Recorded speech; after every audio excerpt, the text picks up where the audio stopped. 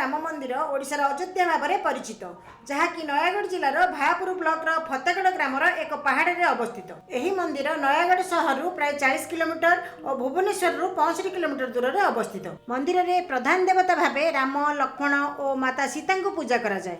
यही मंदिर उद्घाटन 2024 मसीहा जनवरी 22 तारिख में अयोध्या राम मंदिर प्राण प्रतिष्ठा दिवस में अनुष्ठित होता। मंदिर निर्माण कार्य 2017 मसीह आरंभ होता और प्राय 150 जन श्रमिक यह कार्य नियोजित होते।